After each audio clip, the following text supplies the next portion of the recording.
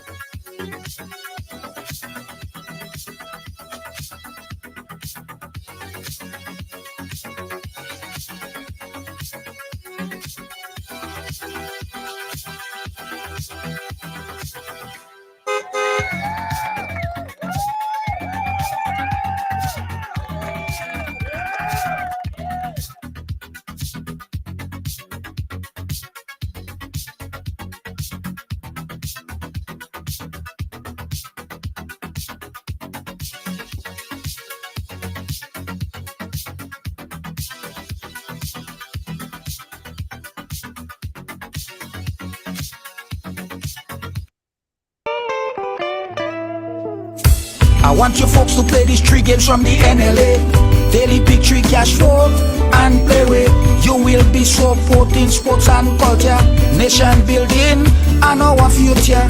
So go out and play, folks, make it a must. You will see what the National Lottery is doing for us. When you play pick 3 cash flow and play with, the NLA will support you all the way. Starting September 30th, Monday to Friday, these 3 games will be drawn mid-morning, 9:45 a.m., midday, 12:45 p.m., and evenings, 7:45 p.m.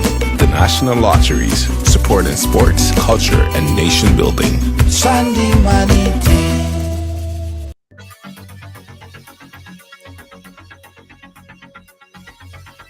Yes, yes, yes. Welcome to Ride Along Live for today. It is Tuesday. As you come and go ahead and share the thing, you see this program today, this one today, it's a history lesson. Unlike no other, guys, we are going to be talking about slavery and a history lesson that you never learned in school. Yeah, you never learned this in school. You're going to learn it today. We got some information for you guys, first-hand information, and we're going to be talking about the reparation. But we also want to give you the opportunity to chime in as well, because this week, just this week, guys, we had a ceremony right in Grenada that the acceptance of an apology and a payment and acceptance of an apology for slavery by one particular family, the Trevelyan family. Now, a lot of people are up in arms about it. A lot of people are still upset about it. People are saying, well, some people are saying that's the start of something, right? The beginning of something. A few in the Ras Dakarie community attended the event, and some protested outside. There are mixed emotions about what transpired here. So this is where you come in, guys. Today we have Ras Dakarie, and he is a historian. He is all of the above. He's an historian.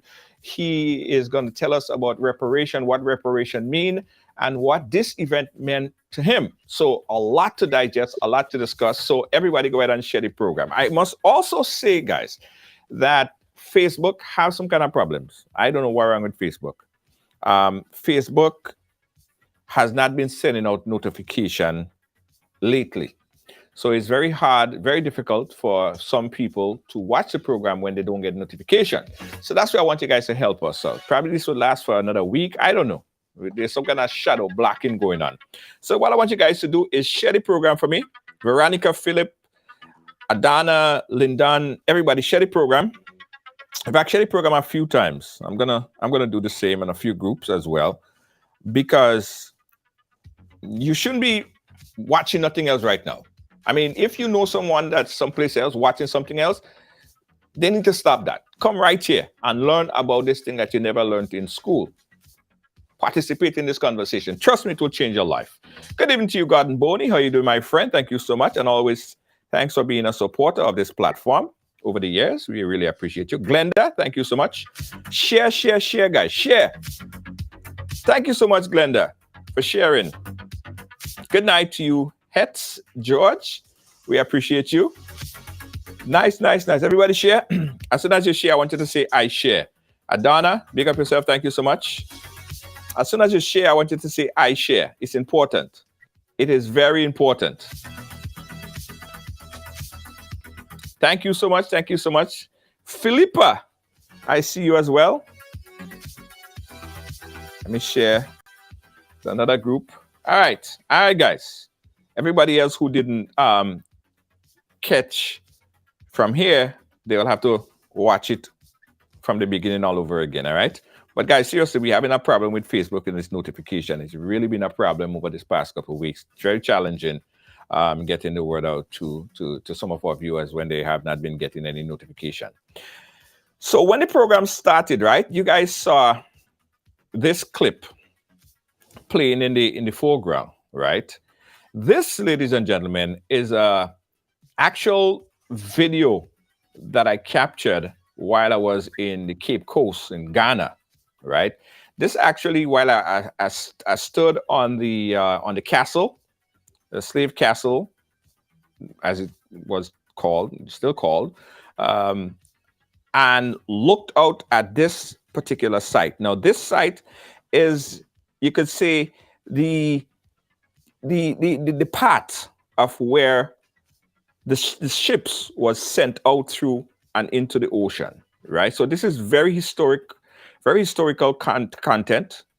And this is not long ago thing. This was just a few months ago. So this is how it looks right now. This is Cape Coast over there in Ghana.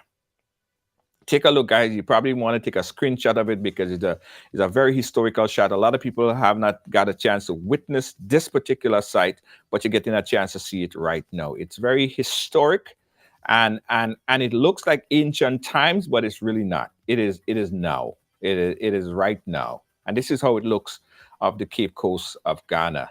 Take a look, because your ancestors actually saw the same passage right before they made their way out.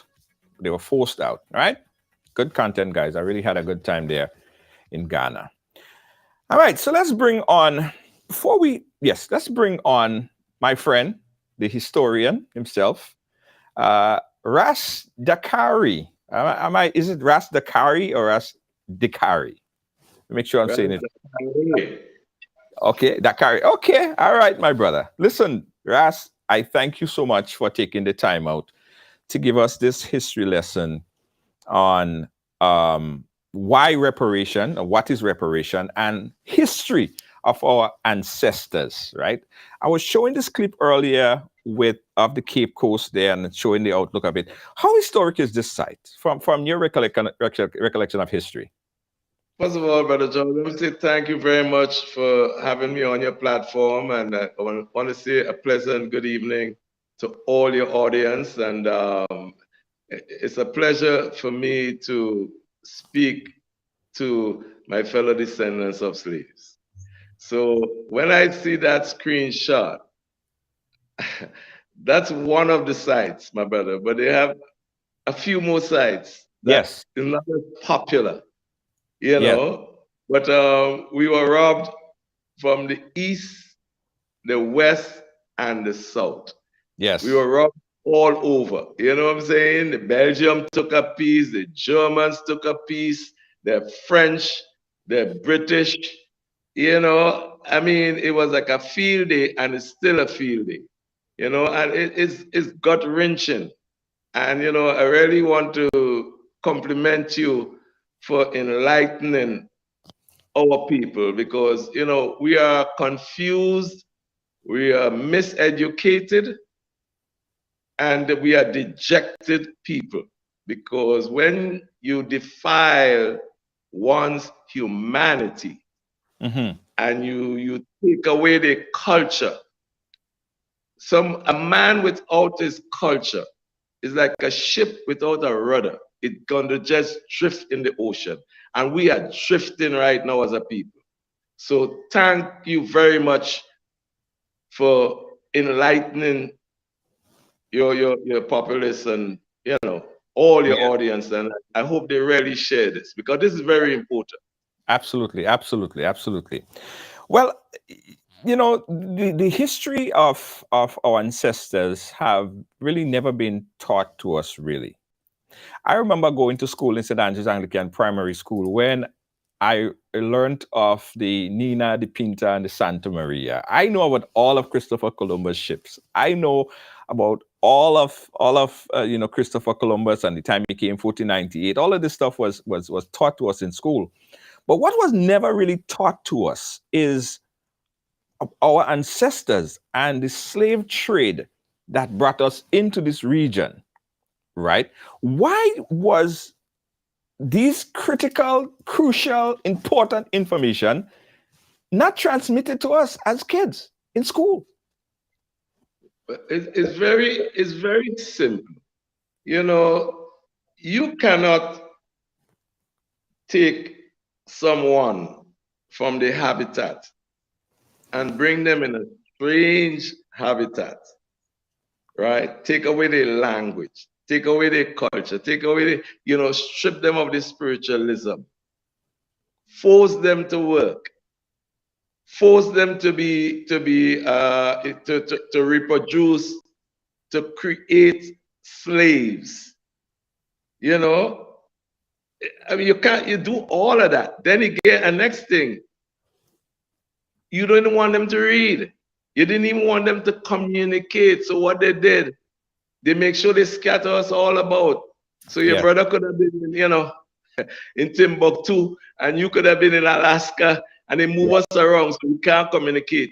But I must say this: if our people was not a great people and is not a great people, in no way in the world we could have survived that atrocity. So that's a long answer. The short answer is that they didn't want, first of all, they reversed the history on us. Mm-hmm. And it's very important because they set up a whole psychological mechanism to keep recycling. That's why today, like yesterday, a young police officer, a young sister, she said, well, I don't want to read these books, and I don't want to read this because, this and that, and I need to know, and this. I say, sister, you need to go do your research, because if you don't read, they're so, listen, man, they're so condescending, Brother Joe, is that they say, if you want to hide something from our people, put it in a book. Put it in a book, yeah. You're right. True. So there you have it. Yeah, it's amazing how much of our population is ignorant to the history of slavery. I was so happy that I took my son to Ghana, and his mind was just blown. Like he couldn't believe that he is here and he's experiencing the history and things that he never learned in school, and the little that he looked up on Facebook and information that he got, he was actually living the history of his ancestors. And I think every person should at least visit Africa at least one time in their life. But the funny thing is about that visit, we were educated in a way, I believe, to not want to go back to Africa. Right? It seems as if the education or the miseducation was to deter us from ever going back there, because we was always taught the worst thing about Africa, the worst diseases, the worst of Africa. Was that a part of the miseducation of our population? Well, you see, that is why Tarzan was so popular, and that is why Hollywood was so popular, because it's a conditioning. Mm-hmm. And it is very noble of you to bring your son, because it's the young warriors that we need. A few of them, believe me, just a few of them, because they say many are called, few are chosen, right? Yes. My early recollection was my mother's going to Trinidad and getting 2 of Dr. Eric Williams' book, one of them Capitalism and Slavery, that I read preparing for GC and PBC. And from that time, I start questioning, because we did geography. We know about all the contours of Europe. We could have probably pinpointed every mountain, every river in Europe. Nothing about Africa, nothing about Latin America, nothing about Central America, nothing at all. Only Europe. You see, so we knew everything. You know, Columbus, Francis Drake, and all that was glorified. Just imagine you're glorifying pirates and buccaneers. You see, another misnomer is the whole thing about quote unquote indigenous people. Like if it's some different people, you know, the word I was trying to get is Garifuna. Garifuna. My ex-wife is a Garifuna. Right. Arab. Right. From Central America. Right. Yeah. Same complexion. Everything. Yeah. So it wasn't this Hollywood fiction and things like that. Because let me tell you something, man. These guys are, for lack of a better expression, they are thieves. Okay? They literally thieves and criminals. I mean, and it's by nature. You see, what our people need to know is that our people are matriarchal, meaning very communal, very social. We live in communities. Whereas the other side, patriarchal. They live in caves. Everything is the male chauvinist and very aggressive. Yes. You see what I'm saying? Our people was aggressive because we had navigation, we had physics. We didn't build the Sphinx by not knowing physics and math. Listen, what they didn't teach us is that we had alchemy, medicine, we had medical equipment to perform some of the most sophisticated procedures. Yes. All that. As a matter of fact, Brother George, as a matter of fact, we had organized cities with streets and everything before we came in contact with these cantankerous folks. We went, listen, because they couldn't sail, because if they could have sailed across the Mediterranean or across, you know, they would have come through by us. But remember, they believed that the world was flat. That's how dumb these folks was. So all the navigation was done by us. We went and get them. Not only that, they failed to tell us that the captains and navigators on the same ships with Columbus were people from Africa, our ancestors. They didn't know how to say. They didn't know nothing about the current system to sail from Africa to the Caribbean and places like Brazil and things like that. Because if you don't know what you're doing and follow the current properly, you're gone. Yeah. That's what you talk about the Bermuda Triangle and all them things. That sea could be deadly. And up to today, the tourist ships, they don't go far from the shore.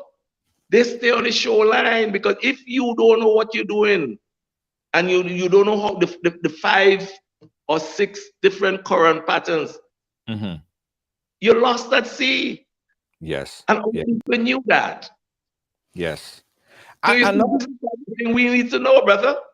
Another thing that, for historical recollection purposes, I want everyone to understand, and which is one of the saddest thing that I learned while I was in Ghana, our identity was taken And because of the way our identity was taken, there is no way that we could actually reconnect to find out what tribe we belong to. We was dispersed in a certain kind of way. So even if we go back now, it's hard to really put us back to exactly where we came from. It's so diverse. We was given names like George and Frederick and Jackson and all of these European names, and we glorify those names. And these names and these people are glorification of our ancestors, of the rapists of our ancestors. But this is glorified by us. And this is one of the saddest things I learned on my trip to Ghana. You know, this is the dungeon that we went through, and I want to show people this really quickly because this was eye-opening for me going through this dungeon, right? And you could still smell. It seemed like you could still smell the stench of your ancestors while you're there. And this is one of the dungeons where over 1,000 people was imprisoned in this little dungeon, still messy and still smell like crap to me. That's how it felt while I was in there. Again, I have a full documentary on this, guys. I'm gonna put it up for you guys to take a look. But I want you to comment on the loss of our identity, right? And the glorification of our name that we now preach and honor, our last name, which is not really us. It's not us. My brother, let me tell you something. As long as they leave us alone, we will find our way back home. Africa never had borders. Those borders were created by the colonizers. We didn't have any borders. We lived, that's why I say our people were a communal and a social people. Right. You understand? We weren't interested in conquering. Because if we was interested in conquering, Ethiopia would have gone and conquer Egypt, and Egypt would have gone and conquer Sudan, and Sudan would have gone and conquer, you know, we didn't have that, brother. The only fight we had is when we brought these foreigners on our land and they became ungrateful. That's why a popular reggae artist say, be careful with Magadog. Magadog will bite you. And that what happened to us. Is the same dog that bites us, that biting us today. Is the same dog. So to talk about us fine, brethren, let me tell you something.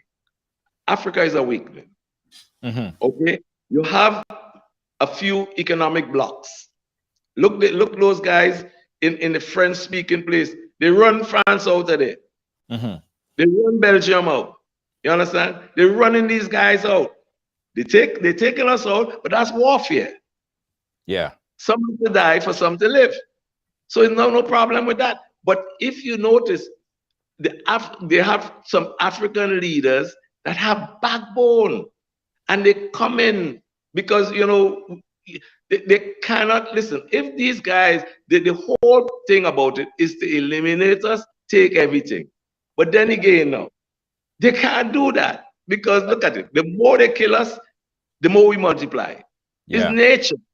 You see what I'm saying? So I'm not bothered about which geographical place, because once we get to the motherland, spiritually, physically, economically, instinctively, we're going to know what to do. Because you see, consciousness, conscious people, will communicate. Yeah. You see, consciousness is like an alarm clock.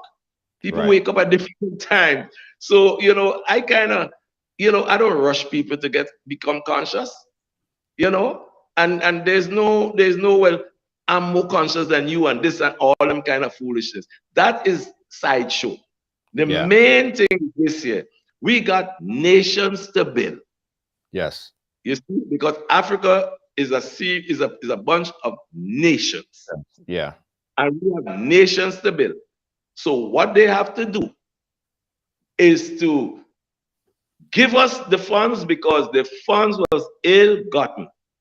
And let me just bring it very colloquial. In America, where I spent most of my adult life, when the authorities hold on to a drug dealer, right? If he can show legitimate means of accumulating his wealth, what they do, they confiscate it. You're right. Right? Right. So these folks, the wealth that they're striving on and the so-called generational wealth was stolen property.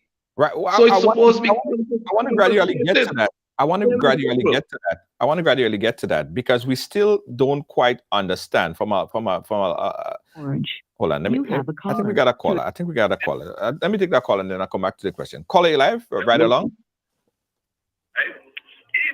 Yes, but music. Hello. Yes, hello, how you doing? I'm good. I'm good. You live on air. This is Right Along Live. Yeah, I'm on live, but I'm here. I don't want to cut up the man talk. Oh. I want to act. No, go ahead. Go ahead. Okay, because I don't want to forget. What I was talking about there, because I'm in New York. What I want to ask, you're going to ask the question, right? Why is it that in South Africa, I don't want to say the wrong word, a white man there that have a part of South Africa that taking over right now and controlling like literally where black people can't even go in there. That's one. And he just finished said something about the like how we all were stolen and stuff. If y'all remember in King Kong, that same movie with Tarzan, that same movie King Kong. If you notice, that's why, because I always used to be wondering as a young child that if you notice, they all came in a boat and they all came and they play like they're nice with the people and ting, and then they saw what happened. It made it look like whatever they with King Kong, but at the end of the day, it was a bunch of slavery stuff and they all got killed. If you look at it real good, right? And yeah, so but it's too many things I wanted to ask, but those main two things there. That is a South African, as a white man over there in Africa. I guess he's African. I don't know. He take over and not even Africans can even go on that path. And I find that's weird that Ghana is going through that and all these other places in Africa are going through that and people and all these, like he said, the Europeans or whoever these people are taking over. I don't get it. I'm really lost with that and I want to come and help. Eventually I come in to help. Yeah. But I can't help right now, but I'm coming for you soon. Right. When that's all I can say. Thank you. Thank you, caller. The truth about it, a lot of people are coming into Africa, and that is unfair. The question I wanted to touch on as well is how, when you say that they took our wealth, I want you to explain in colloquial terms what you mean by they took our wealth. Okay, now these folks committed, according to the United Nations Charter, they committed genocide, right? Right. And if you want to break down the genocide, you talk about human trafficking, you talk about pedophile, you talk about human harvesting, you're talking about kidnapping, you're talking about forced labor, among other things. All these are crimes against humanity. Right. But so let me just say the last thing. They plunder our resources. Yes. Because Africa is self-sufficient. True. And they still plundering the resources. So when the brother talk about this so-called doing this and doing that, yes. But what I'm saying, what we need to do is to build awareness so the young generations could start understanding that they are a mighty race. We just see ourselves as slaves and descendants of slaves. No, we are descendants of the mother and the cradle of civilization. So all what you see happening in the world, all the religion, all that came from our spirituality. Everything was born in our motherland. So that's what I'm saying. The whole history was reversed, and it's like illusion. You see what I'm saying? So it can't last because listen, our people lived with nature. These other folks, they live against nature. Look what's going on.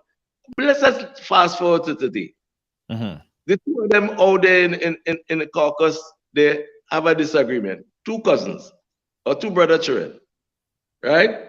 They're talking and they're telling us to wait is a good start.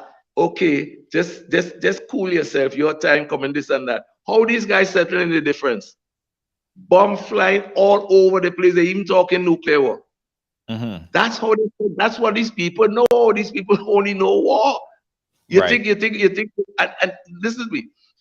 Another thing what people don't understand about Africa and the slave trade.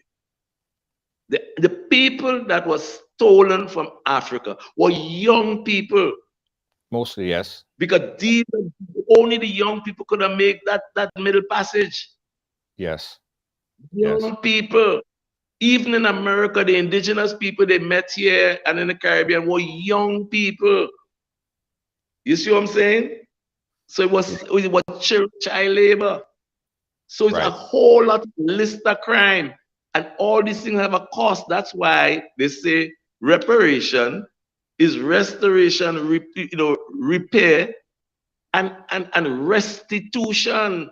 That's when a judge charge you for criminal and felon. Is that the restitution you got to pay? Right. So one way or the other, they have to pay. Ifs, but maybe, and we ain't begging for that. Is ours. Right. No. The fact, the way in which these funds or these resources was taken. I mean, Africans was taken from Africa, from Cape Coast and other parts of Africa, and brought into this region in the Caribbean and other places. These slaves were worked on the plantation. They were auctioned off like animals, like goats and pigs. They were sold for nothing. That's what they determined black people to be, like worse than animal. And these black people worked on the plantation, and these monies or resources, was then taken and then sent back to Europe and those other countries. So the resources was sucked, the hard work and labor was sucked out from the slave to develop other countries like England and many other countries. But our ancestors was never compensated for that. And these resources is what is responsible for building these first world countries. Am I getting the chronology of it right? These resources, because I look at listen, I mean, you live in Brooklyn. I used to live in Brooklyn, Brother George, right? A thief in no scruple. Yeah? When a man, because you have home invasion, you have the stick-up man, you have the man go break open your apartment, the man go hijack your car, all kind. That's what the same thing these people were doing. Nothing changed. They might put on a jacket and a tie and they might talk nice and rah and all that. But that's who they are. And that's what they did. So when I talk about the resources, they stole resources from the motherland. They stole resources from the Central America, from North America, from South America, the Caribbean, all where they go, they vandalize. That's what they are. They are terrorists. Yes. Plain and simple, they are terroristic people. Right. And how you deal with them, you got to put them on a heavy manners, veteran. Right. So we're saying that a lot of these resources were then used to develop empires and to develop countries outside of the Caribbean region. Hence the reason why people might say they are big castles and billion dollars castles and big development in those countries when our ancestors really worked for it. So it comes down to the point where we're talking about the reparation. Now, just a few days ago, we had an event in Grenada that was brought to celebrate the return of this family who came back to donate £100,000 and make a public apology. I want to play a piece of that clip, and then I want you to respond on your reaction to that particular event that took place. Let's play back that clip. Take a look. I now invite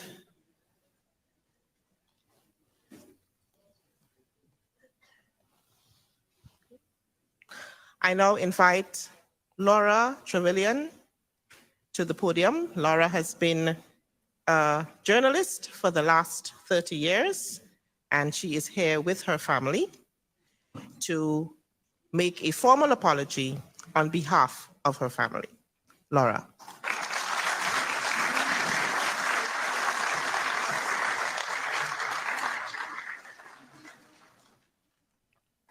Thank you, Nicole. Thank you to everyone who's here today. Thank you to Nigel for that incredible poem, which I don't really know how to follow that. I want to thank the Prime Minister of Grenada and the Cabinet for coming here today. I want to thank the next generation, the school children who are here today. And I'm so sorry about our painful shared past and for the role of our ancestors in it. And I just want to say how incredibly moved and horrified all of us have been by the exhibit at the back, which shows the names of the enslaved at the time that compensation was paid to our families. It's the names of the enslaved on those estates in which our family had shares. And to see the names and the ages and to think of the horror that those people endured in the not so distant past and to think of our role in it is shameful. And that is why we're here today. I want to thank Sir Hilary Beckles for his... So that was pretty much the apology that was made there. Do you accept the Trevelyan, Laura and her family apology and the donation of $100,000? What's your take? Well, let me just say this. You know, I'm a person, I believe in substance over symbolism and platitudes. You understand? Let me just jump back at it. Mm-hmm. We have the situation in England, the Windrush situation, okay? Yes. Many families from the Caribbean were encouraged to come to England to work about 40, 45 years ago. Yes. They went up there with the steamship. Worked they back off, another form of slavery. But this one was now imperialism at works, okay? Now you had some children came up with their families. They were 8 years old, 7 years old, all that, okay? Recently, all of a sudden they set up policy that these people, they're not resident, they're not citizens of the UK. And they terrorize these people. And some of them got heart attack because they didn't even know anybody back in the islands, which they wanted to deport them after they work 40, 45 years in the UK. That's the kind of people you're dealing with. Where were the Trevelyan with the monies that and they're talking about, they got paid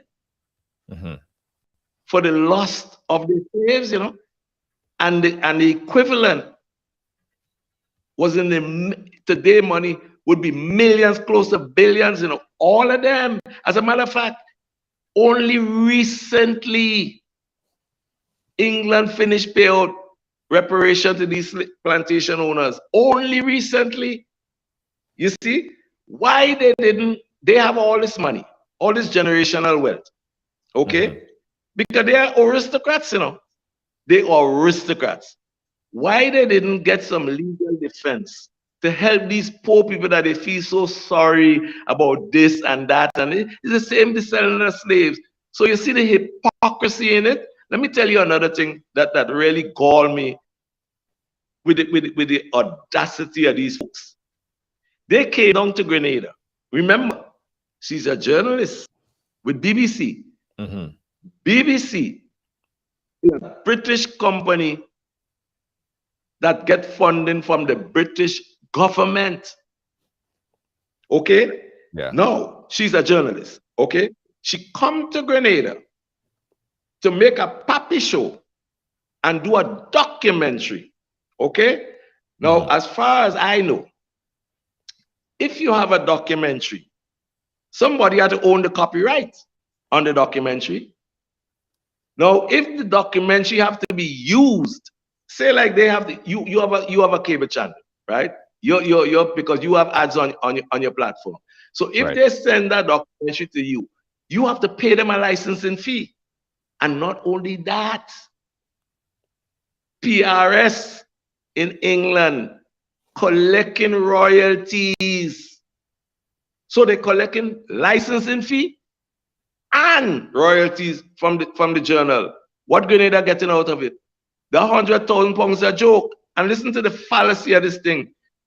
You have the Knights of the Round Table and a couple of these how they call this pacifists and apologists saying now that they want to take the money to Jamaica. The plantations was in Grenada, you know, but they want to take it to Jamaica to do reparation studies.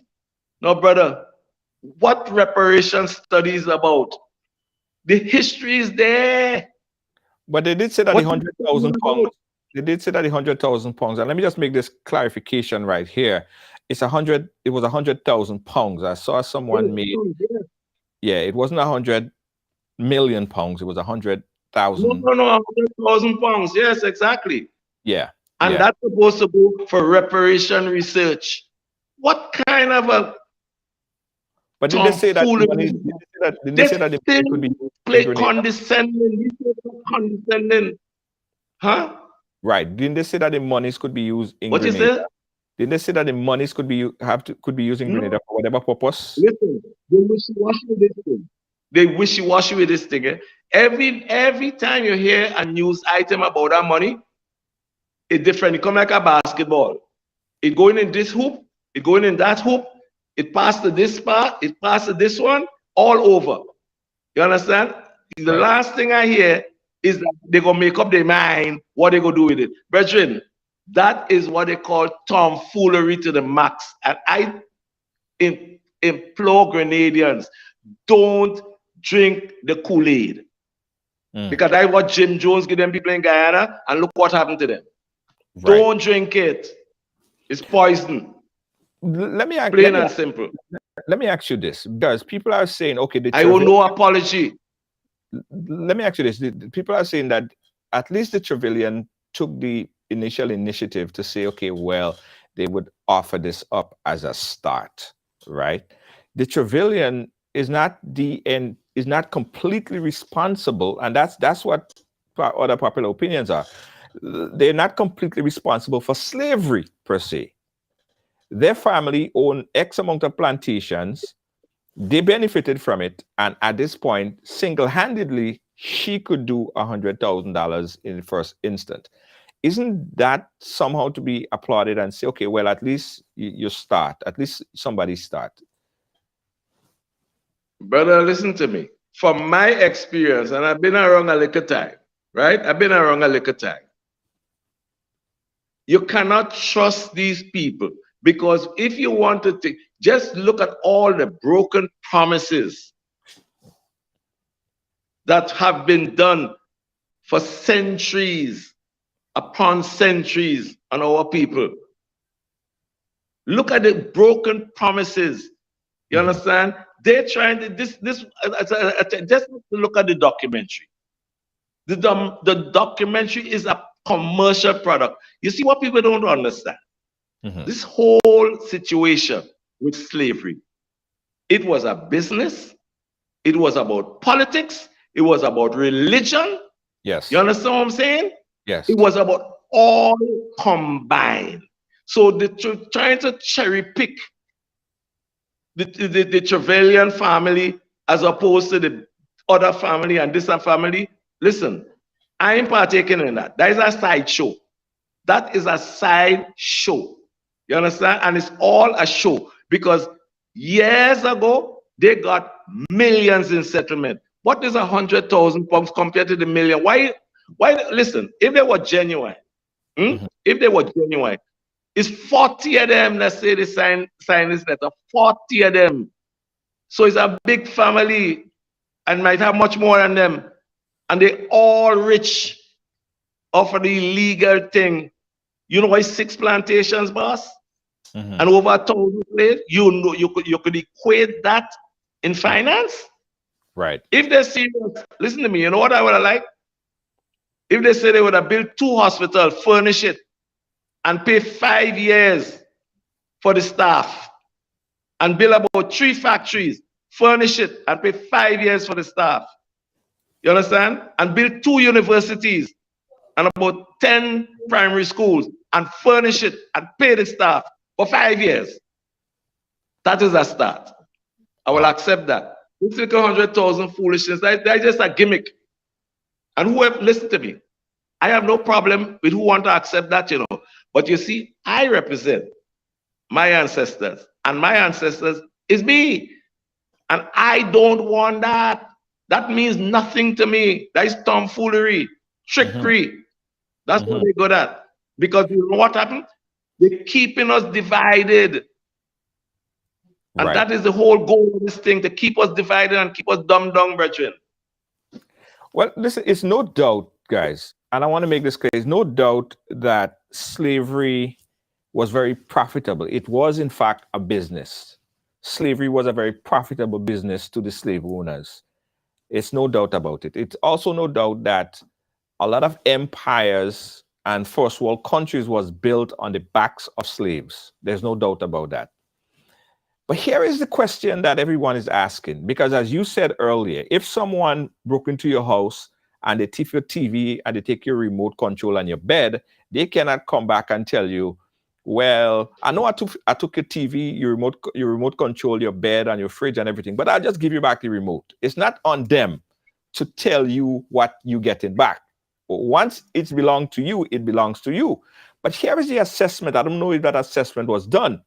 What is the number that we are asking for? What is the quantitative? What is the figure? What is the number that we want from the slave owners? Did we ever assess that?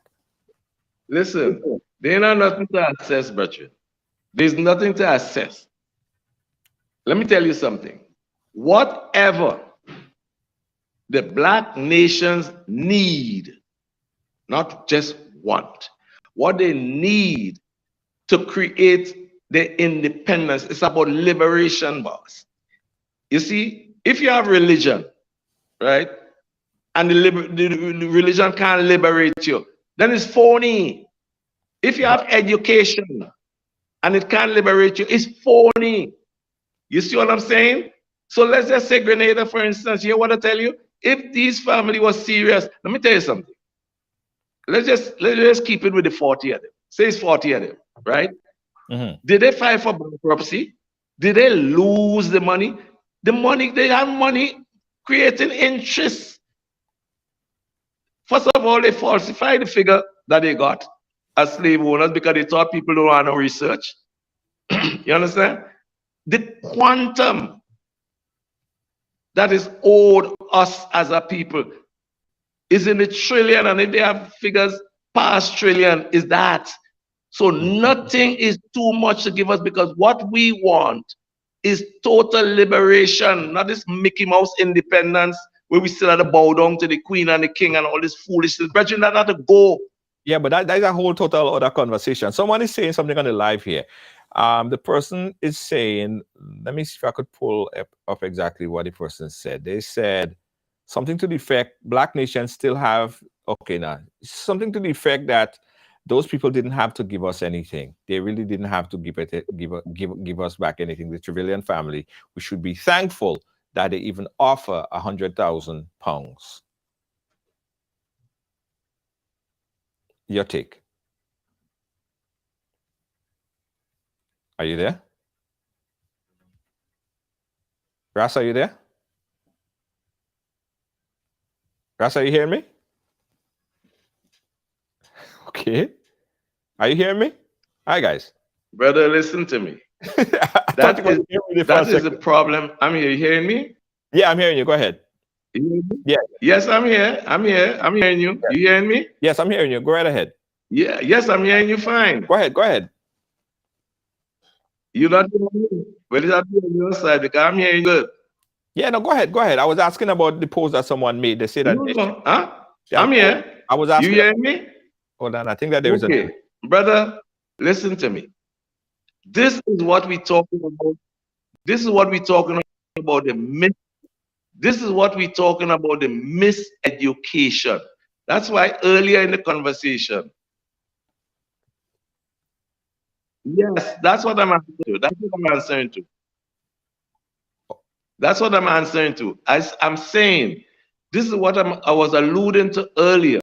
The miseducation. And that is why I said a people without a culture, that is a people without a roots, is a rudderless ship.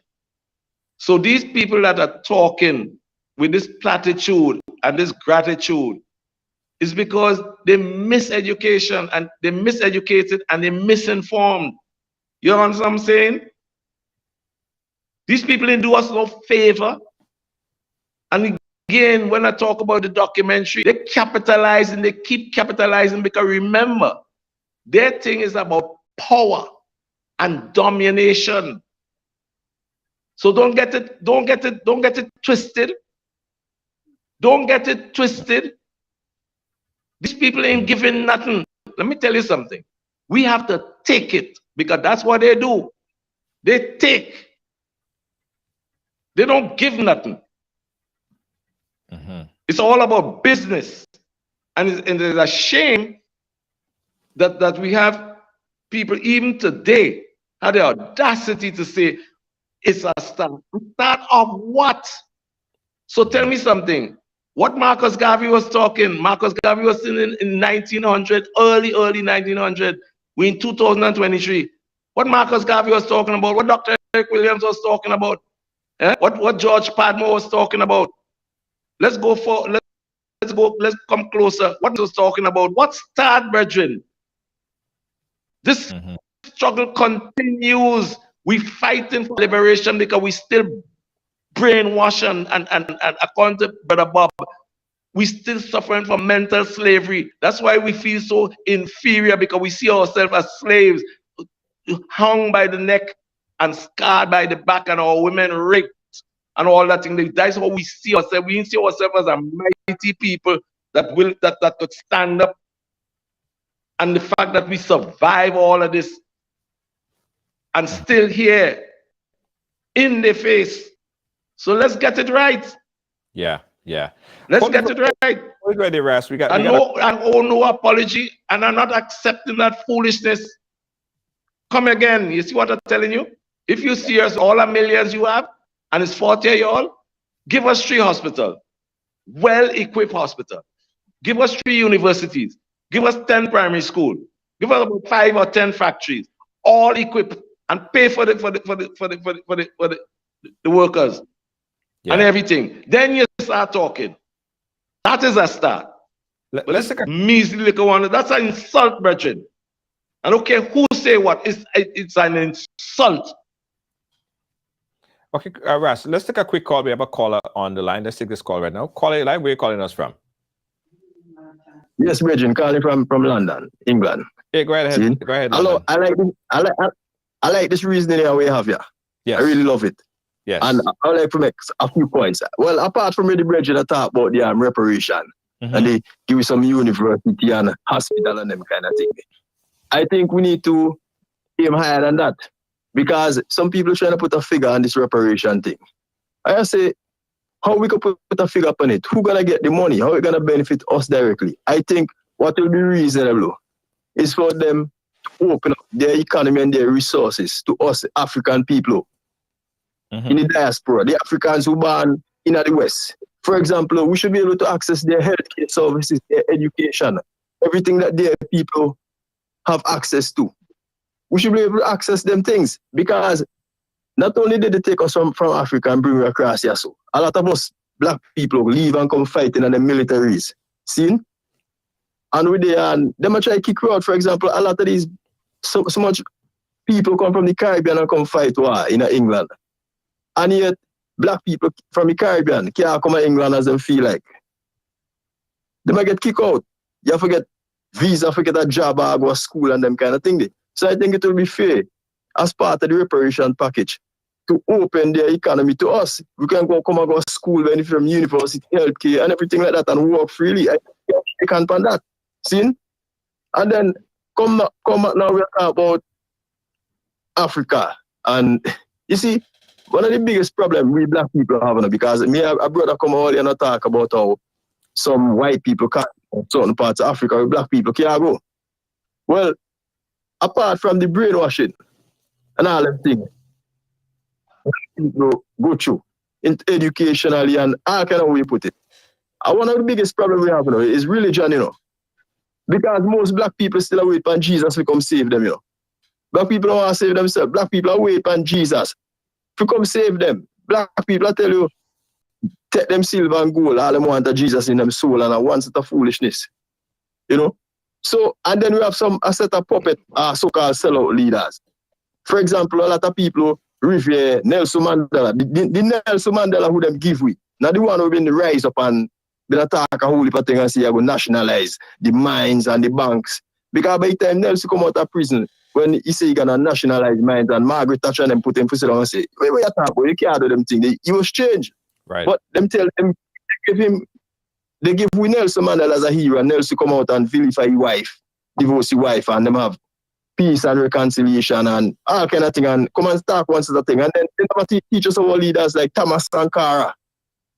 You understand, from Burkina Faso, who teaches people sufficiency, the one who they get his friend, Blaise Compaoré, to kill him. Right? And then they never teach our leaders like Patrice Lumumba and Samora Machel from that never teach about them man they who are actually doing things for their people. Yeah. So it's like we get brainwashed. Yeah. And we never understand what's going on.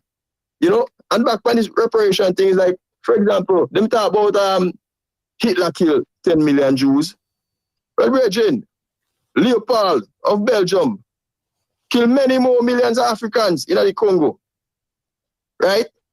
Chop off them and all kind of thing when them can't meet them quota, forget the rubber and all them things. And look how them use Africa and black people, labor, for build up their economies in Europe. And a lot of black people are ignorant to these things. And them don't go on. So when I want like me and other people come and talk, them tell me if we shut up, we'll make trouble. Yeah. You understand?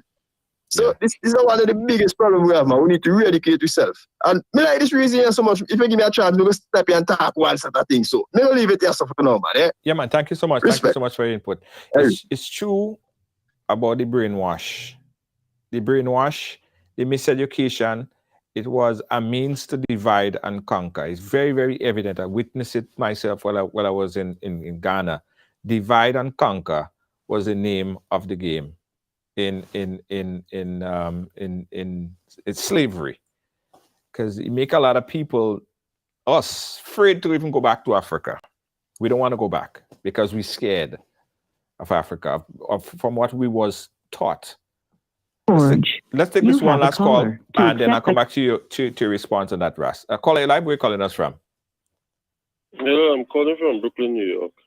Hey, I've been listening to your program, and Ras has some very important points, but I would like to find out some basic things, because some of the things Ras is saying, I would like to know, what is his philosophy with regard to the question of crime and justice in the systems that we have existing today throughout the world? So I steal, I get arrested, I'm brought to the court, and I'm given a sentence. Well, what is his philosophy in that regard? Should my son or my daughter be responsible for my stealing, or for my killing, or for my crime? You know? Right. I don't know if he can answer it. Right. You know, what sort of justice system does he believe in? Yeah. You see? Well, let's take this one first. Hold on, Colin. Let's take this one first. Let's take this one first, because it's a very important point. But it's a different point, I believe. I'll have the Ras respond. But if your son or your daughter commit a crime, they would stand the consequences. But if your son or your daughter went into a bank and robbed that bank, and took that money and dropped it back to the parents' house, and the parents took that money and then built 2 other houses, right? The authorities have a right to confiscate the houses that they bought with the money that they got from the daughter that she stole. Yes, I understand that. So you stop because short right there. You stop short on explaining the gain, the financial gain. You didn't explain that part, but there was a financial gain by the slave owners. Yes, and that is recognized. The point I'm making is that here it is one slave owner. What they have done, I don't think we should be satisfied with it. I mean, the people can do much more to help us than £100,000. So, for example, these are journalists. At this stage, for example, our country is involved in tourism. That is another whole big discussion on its own, and the mentality and the whole economics behind it. But it would be far better for our country if, for example, she utilizes, she and her family, their energy and their time and the resources to promote our tourism, for example. Similarly, Ras has indicated, yes, university, hospital.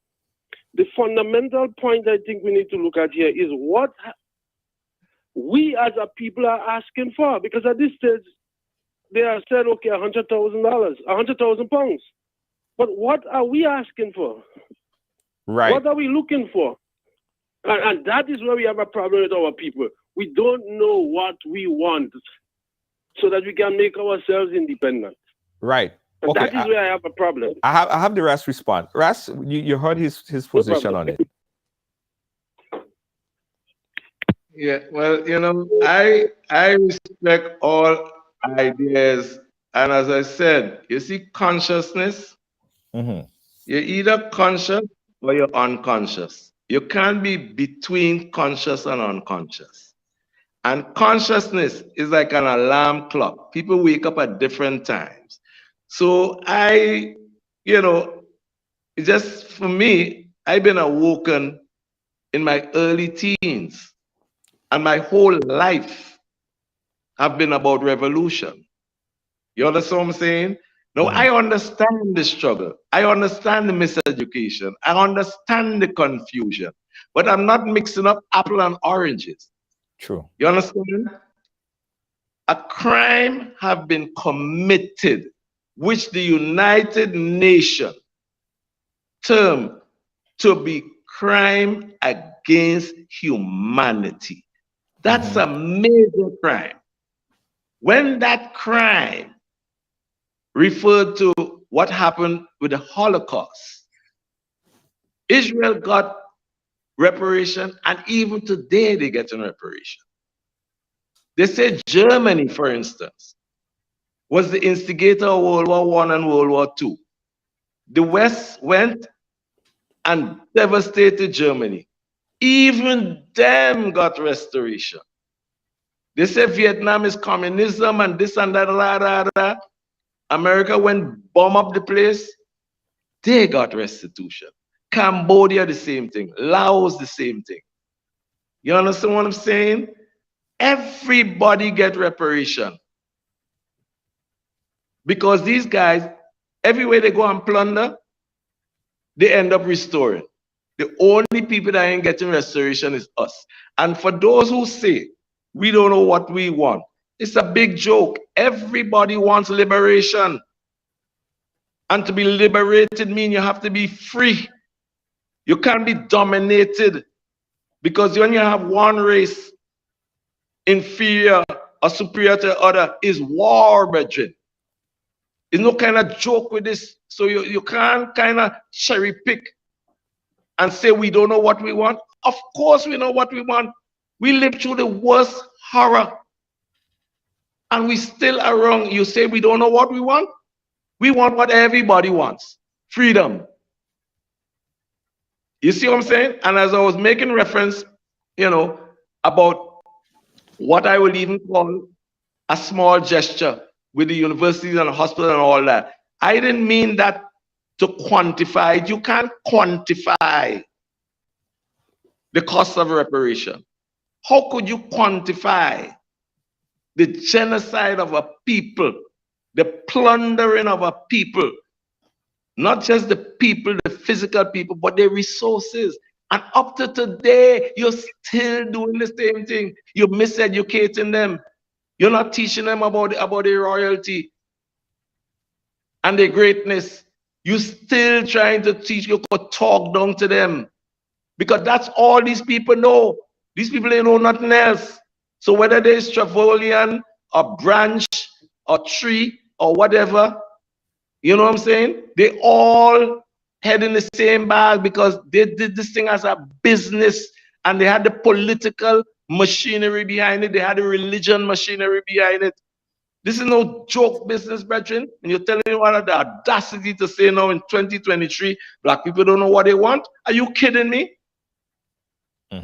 Yeah, you're right.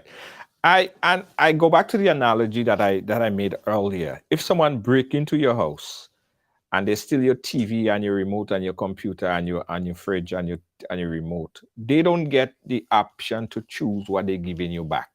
Essentially, the conclusion was that was a crime against humanity. And some might say, well, it happened in a time that slavery was legal. It was legal. Nevertheless, they benefited in major way, and they left. We got independence, and we had to build from nothing, from dust, while all the resources, all the hard work from our ancestors went into building empires and castles in first world countries. The fact that we were able to take what we had from scratch, from nothing, from dust, and make it into something where we have proper education. I heard Jamaica, before Jamaica got independent, there was 60% of the population couldn't read or write. They had to reverse that within that period of time. They left the population wanting so many different things: education, no factories. What I think is a starting point to say what we want development, we want infrastructure, we want education, we want access to proper health care. And all of these things are part of the reason why we are third world, as they call us, third world countries, non-developed countries, countries on the way to develop, or far from developed countries. Look what's happening in Haiti and other countries. So from my point of view, someone would ask me, what do I want? I want development and I want freedom for the race, for the people. In your words, you would say, we know what we want. Could you clarify it in your terms? Because this is what my terms, what I want. What would you see as reparation, Ras? What do you want? Listen, as I said, we have to rebuild our nations with a S. Yeah. And we cannot build our nations on apologies and lollipops and platitude and all that nonsense, all that sideshow. You know, as a brother in London say, you know, okay, open up, because what you have literally is ours. It's not yours because you stole it. So free it up. But they wouldn't do that. You know why?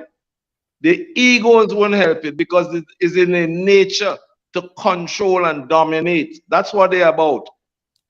Right. Hence the reason why they go to war, because you know why? They don't have the intellect to converse with each other.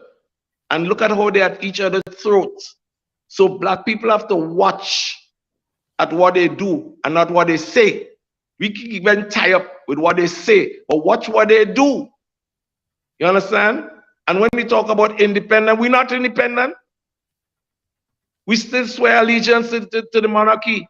Yeah. You know, we have all these so-called MBE and sir and dame and all kind of foolishness. All that is money, that knights at the round table, trash.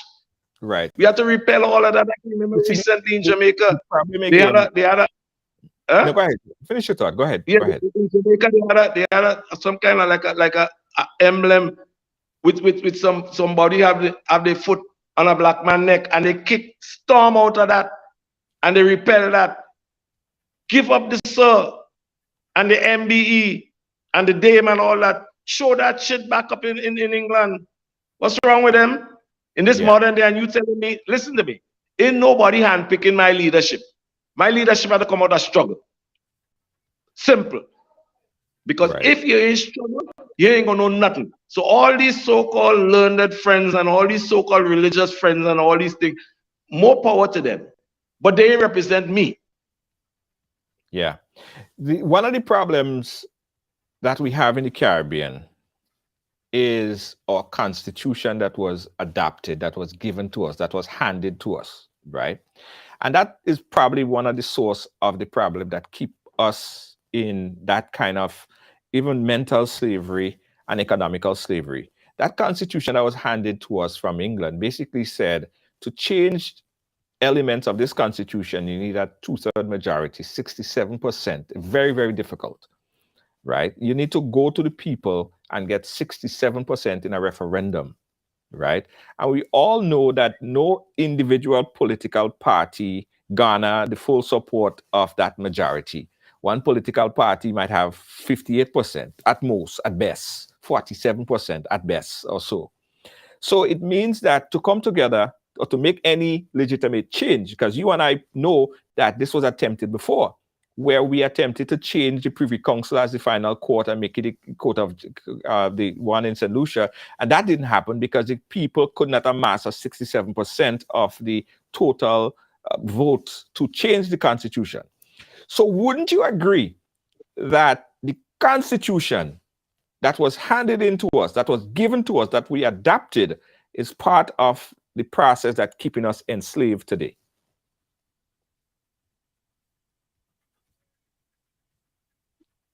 Okay, there's a little delay on Ras part, but guys, we want among other things, my brother. Among other things, one of my placards at the demonstration yesterday.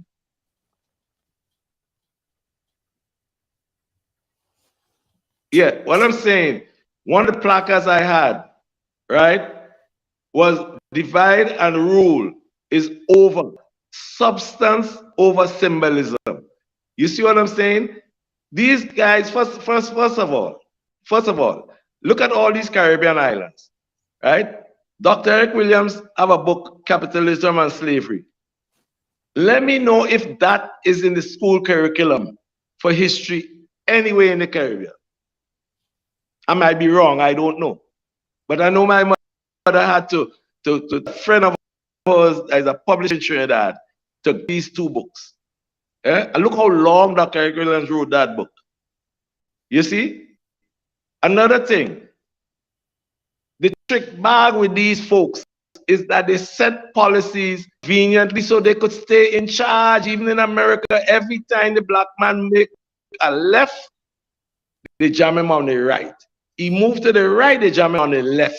They change policies, they go to everything is set up for them to stay in charge. They don't want us to be equal. They don't see us as equal. Even today, they see us as idiots. Oh, we don't know what we want. We divided. We this and all these so-called I'll call it highfalutin gibberish. We don't need that simple freedom, liberation. That's what it's about. And liberation could only mean one thing, freedom. And freedom could only mean one thing, liberation. Yeah. So let me stop. Let me stop dancing and hollowing and all them kind of foolishness. All right, we got a call in line. Let's take this call. Caller, you live? Hello? Yes, good evening. I have a question for Preston Hollis, Mr. Hollis. Mr. Hollis, you said that, so obviously we appreciate that $100,000 by one individual, by one solitary individual, is certainly a drop in the bucket. That is one individual. I want to get your view on the idea that the other big players in the transatlantic slave trade, in colonialism and slavery, have not even as much as even broached the idea of coming forward to offer any kind of financial compensation. Of course, when we think about reparatory justice, it's not only about transfer of technology and the repatriation of technology back to the Caribbean. It's about psychological healing. for people who still continue to be traumatized as a result of colonialism and slavery. Reparations is not only about money. It's also about all of those other factors, all of those other material factors that have kept our people in poverty. Debt relief. There is this idea that we're focusing on this $100,000, but my question to you is, 100,000 pounds from one solitary individual, why have you and others have not challenged the Catholic Church or the Anglican Church for their roles in colonialism and slavery? Why have not we challenged them to come forward? The Bank of England, schools and institutions that benefited from slavery in the United Kingdom. Why have we not challenged the royal family? Prince Charles was given the red carpet welcome in Grenada a couple of years ago. No one challenged him to pay reparations. His ancestors had an entire slave ship in his name, in his ancestors' name. Yeah, Queen Elizabeth I. No one has articulated that view. So while I agree with you, that in respect of that family, that in respect of that one solitary individual and that large Trevelyan family is making that paltry donation, there are others who are bigger players in this enterprise as well, who raided the British treasury at the end of colonialism and slavery, including the churches that a lot of us attend. I want to get your thoughts on that. Yes, absolutely. Very good question, Kellan. My brother, the name is Ras Dakarie, and just like, you like the doctor in front of your title, just please keep it Ras Dakarie, right? Keep it respectful. Now, as I said, with respect, Ras Dakarie, yes, sir. You spoke, my brother. You spoke, all right? So give me my chance now, okay? I have no problem with individual thoughts and what they think is important or not important. Okay? Let me just throw out something that you might not know. In 1969, I challenged Brother Ligori. You might not know that because you wasn't in them time there. But anyway, I challenged Brother Ligori to go back to Ireland and beat the kids with the cane without getting their side of the story and walk out of PBC. 15 years old. And next thing, my brother, in the day before Bishop came to Grenada, I was one of the youngsters around Grenville Street, giving the authorities hell on the block. You might not know that. You probably might have been around that time. So, my brother, please don't come judgmental and come with all this cherry picking, because I'm not about that. And my fight is not with you, because you are a descendant of slaves just like me. What we need to do is to use our platforms to enlighten those who might be still asleep. So what the Catholic Church want to do, and the Roman and the Bank of England, all of them, is irrelevant as far as I'm concerned, because all of them is a bunch of thieves, to say it politely. You see what I'm saying? But what I know is that they've been charged with crime against humanity to our people. And there is a restitution that have to be paid. However, whatever term, whatever quantum, whatever it is, they have to pay it. And I don't care about which family, this and that. They all together, they all benefited, brother. And even today, they still have us divided with all kind of a foolishness. So, my brother, let's keep it. Let's be one family and know that we have one enemy, which is they call oppressor class. Dr. Bob? No, we agree. We agree on that. I'm not suggesting that our approaches are different. I think what is different is just our approaches in respect of how we challenge these people. I agree with you, and I'm glad to hear. I'm not pig-headed, as they say, to not admit where I I'm not aware of particular aspects of our history. We never stop learning. And I'm happy to hear you say that, because in many respects, I felt as if perhaps in the way that you were framed by local media in Grenada, it gave the impression that you were not also speaking about those other broader institutional organizations and institutions. And we do not have a disagreement in respect of reparative justice. So quite frankly, as you said, all of these colonizers should be held criminally accountable in the court that they set up, in the International Criminal Court. So we agree. We absolutely agree. And thank you for the history lesson on brotherly glory. But that's my contribution this evening. Thank you so much. Thank you so much, Dr. Bob. We appreciate your input. And of course, you can check out Dr. Bob's program on Sundays. Thank you again. Ras, there's so much more that we could talk about in this reparation and development for islands and the way forward. But what do we do now? Let's set a path, if possible, your vision on a path forward from here. This family came, they made the donation of $100,000. They made an apology. Government of Grenada accepted the apology. I know you wasn't there. You was not a part of it. What's the next move from your perspective? What do we do next? The first move is that our education department here in Grenada have to install immediately, like yesterday, like last year, Black studies, African studies. Let us get deep. Another thing, they have a statue of Mahatma Gandhi somewhere up in Soteza, St. Patrick. Where is Marcus Garvey's statue? Malcolm X have Grenadian roots. Where is Malcolm X statue? You see, so what I'm saying, it starts with the schools. We need to teach the children, let the children learn.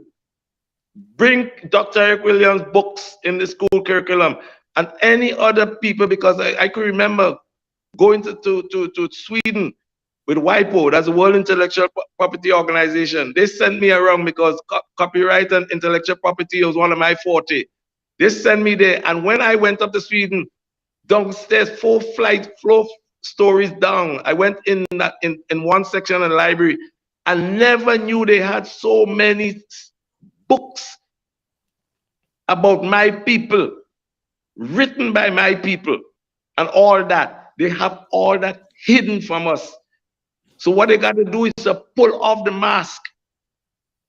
You understand what I'm saying? They got to pull the mask off, and I want our political leaders here in Grenada to institute African studies and real African studies, where we study, just as the brother in London talk about Lumumba and Sekou and all these guys, Antache Diop, Dr. Henry Clark, and the name go on, and all the revolutionary guys, real serious revolutionary guys, Kwame Nkrumah included.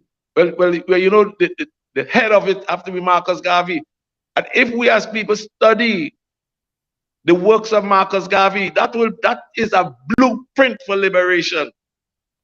Because Marcus Garvey is the daddy of it. Yes. And he did it not by talking, but he did it by action. We have too much of windbags, brethren. Too much of windbags. They have everything. Listen, they make it a mystery, right? They're trying to create a mystery. There's no mystery. Right. You understand? Everything is natural. Are you willing to join the reparation committee or the reparation board? Because of the passion that you have for this, is that something that you might be interested in? Brothers, listen to me. The reparation committee, they're doing their work. I have my work to do. I just not in agreement the way they're going about it, because my first thing is not apology. I don't believe in that. So we are at different center at a spectrum. You understand what I'm saying? Because as I say, you cannot be with the monarchy and talk about you leading some charge for my liberation. I'm sorry, sir. I I respectfully can't deal with that. Right. Because my thing come from revolution. Right. Not books and theories and all this kind of what we can do and all kind of things. Brethren, we are a mighty race. And it's there. We build sphinx, we do all kind of things. We have navigation, physics, alchemy, maths, everything, brethren. Yeah. We have it, we are the scholars. So what you telling me, man? Teach that to the kids and let the kids go, because let me tell you, if somebody know, because listen, the last thing that I want to say, look when the Chinese, right? The Chinese still celebrating 5,000, 6,000 years of Chinese culture and all kind of thing. What we celebrating? When we celebrate Shakespeare Mass instead of Marcus Garvey Mass, you know, the kind of nudity, you know, vulgarity, drunkenness. Come on, brethren. All that had to go. Because you can't be liberated and be dumb and stupid at the same time. You're either liberated and smart or you're dumb and stupid. There's no in between.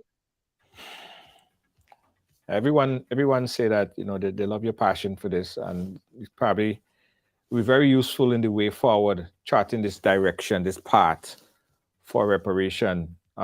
Whether I know you're not in support of the apology, and you have your damn right reason to not be. And I just think that all this passion is going to see how we could benefit as a people. All I know was when I got to the castle, and this is me after I spent 5 minutes. I spent 5 minutes inside of this castle where my ancestors was brutalized in the dungeons of Africa, and I felt every single minute of it. It was hot, it was sweaty, it was ridiculous, and I could feel. I should say I cannot even start to think of how their ancestors felt going through this hot, congested, this ship that transported them and dropped them off in different parts. A lot of them did not survive. Millions died. And those who survived that worked on the plantation over this lengthy period of time, they worked without any pay, and their resources was then shipped to develop other countries. Your passion and my passion and Kellen Bob, Dr. Bob passion and everybody's passion is the same thing, to see how we could get our grandparents back pay. As a famous Calypsonian once said, we want our ancestors back pay. The way how we get there is we all need to come together and see what, because we still need to have an assessment as to what type of quantitative figure or what, in general sense. I know that there's no dollar amount we could put on it, but the quantitative figure of things that we might be requesting and asking for. So Doc, I'm sorry, not Doc, Ras, let's close it off right now. Your conclusion to all of this. Let's bind it and put it all together. Well, first of all, I want to thank you for the forum, my brother. You're doing a great job.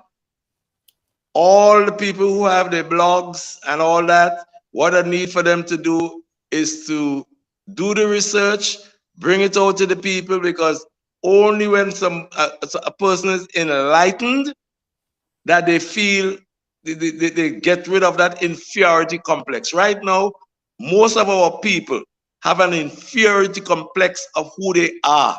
But once you know that you are a mighty person, nothing can stop you, because you're mighty, you're powerful, and God gave you the gift to be free.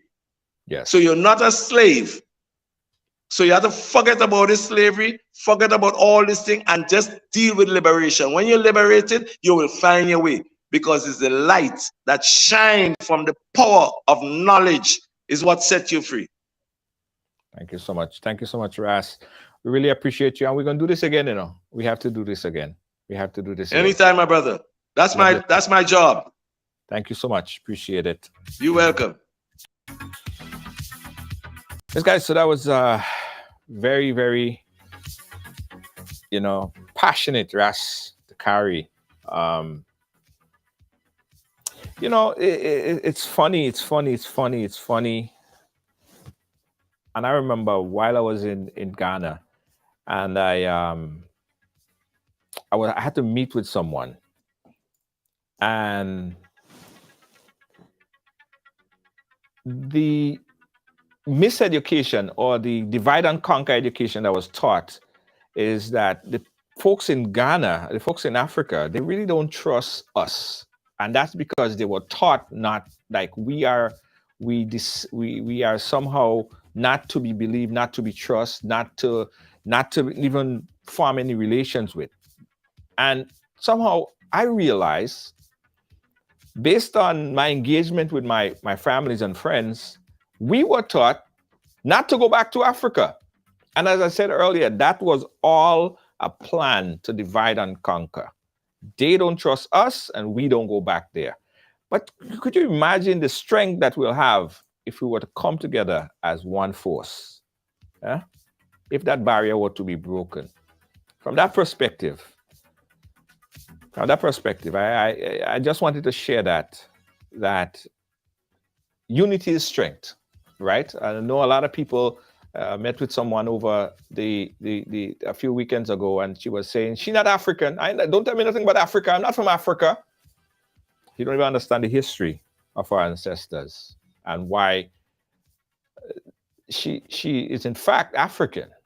Don't want to even understand, because the miseducation, the way how we were taught, we were never taught anything good about Africa. A lot of people still think that when you go to Africa, people still live in trees and everybody live in, mud houses and they eating mud pie. In this day and age, they think that's how Africa is because of how we were taught. I think there need to be a re-education of our system so we to have a better appreciation and an acceptance for the motherland. And while at that, I think a lot more has to be done. Now, I firmly believe that the $100,000 that was given is insufficient. But this is one particular instant that is the first. This is a first step. A lot might say it is not a big enough first step. It should have been more. You may be right. But I would love to see now the others that would follow suit. Like, as Dr. Bob said, the Church of the Catholic Church, the Anglican Church, the Queen, the King, and all of these people who built mansions, who built empires on the backs of slaves. Yeah, on the backs of slaves. One of the biggest income earners, or one of the biggest expense in any business that you could have is employees. Think about if you don't have to pay your employees, or you didn't pay your employees for 15, 20, 30, 40 years. You never paid your employees. Think about how much money you will be able to amass. Think about how much money you'll be able to save after not paying your employees. That's what happened. You got free labor, and the funds, the finances was then sent to build empires in another place. What the reparation committee is saying, we want that back. We want our ancestors back pay. And I'm happy that it at least the conversation at least more of the conversation started right now, where we're seeing people coming back and making apology. Hopefully there'll be a floodgate of people who come next and build schools, build hospitals, make the healthcare system much better, right? Stop referring to us as third world countries, right? Because we'll have all the resources. It's an interesting conversation, guys. It's an interesting conversation. We need to have more of this conversation, no matter what. Even if people don't find it as a sexy topic, no matter if people don't think that is the best conversation to have, I think we need to have more of this conversation. Other platforms need to engage more and bring on historians so people can have a broader sense of understanding as to what happened during slavery. Thanks for watching, guys. We got a quick commercial break. I got some final words. Don't move. We'll be right back.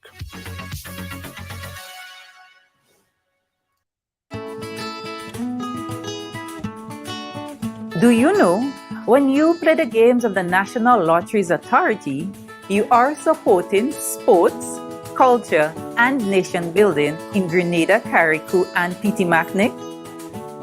Hi, I am Junior Murray, cricket coach, sports enthusiast, and a former West Indies cricketer. I endorse the games of the NLA 100%. For the past 40 years, the NLA has been funding many sporting activities, including competition for schools and clubs, and for athletes to participate in overseas tournaments such as the Carifta Games and regional cricket tournaments. Additionally, they made it possible for you, the public, to view local, regional, and international tournaments from the comfort of your homes. For those reasons, I play the game of the NLA. Even if I do not win, I know Grenada always wins. Yes, when you play all the games, the NLA in turn supports sports, culture, and nation-building activities throughout the Tri-Island state.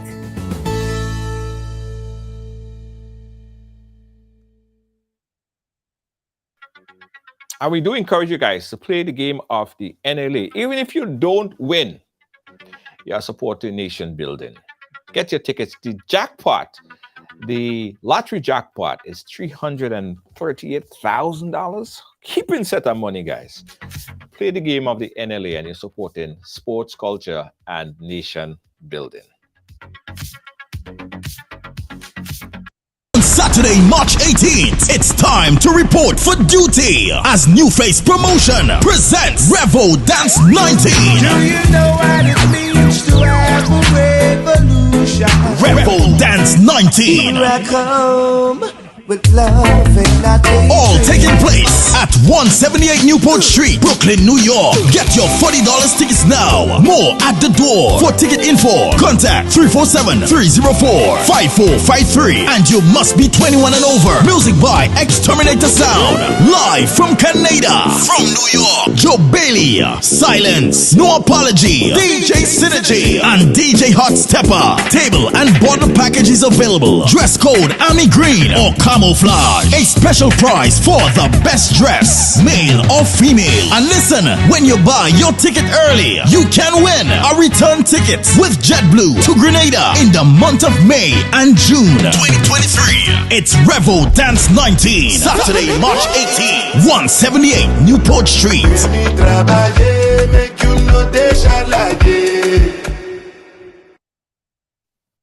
Established in 1998, Ross Road Funeral Services continues to assist you plan the ideal funeral or memorial service locally or internationally. Our reputation is built on providing personalized funeral services based on love and compassion. Call Ross Road Funeral Services at 718-547-0640. Ross Road Funeral Services, where your loved one is our loved one. Carpentry and Cleaning Servicing, providing exceptional carpet and cleaning, floor installation, refinishing, home renovations, drywall, painting, plastering, doors and moldings, electrical and plumbing, and much more. We are a one-stop shop for all your professional needs. Give us a call today on 718-221-5572. That is 718-221-5572. Or you can call our cell on 917-939-3192. Check out our sales on all services. We're located at 218 Schenectady Avenue, Brooklyn, New York. Phillips Carpentry and Cleaning Servicing. Again, guys, we got to say thank you guys for watching and supporting. A few things. Guys, if you are interested in bringing a section in Amazing Colors for Monday Night Mass, you're interested in bringing a section, 50 or more persons, you are asked to give us a call right here. Link up Amazing Colors, and you could have a section. Now, keep in mind that sections are very, very limited. Only, I think, 2 sections remaining that need to be filled. So if you're interested in bringing a section for Monday Night Mass in Grenada, you're advised to click that link or scan that QR code right there.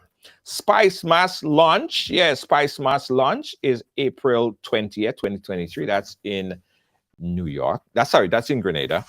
And there is also a Spice Mass Diaspora launch. I'll give you guys some more information on that. Now, if you want more information on the Spice Mass launch, or if you're going to be making your way down for Spice Mass Grenada Carnival 2023, scan this QR code or click that link.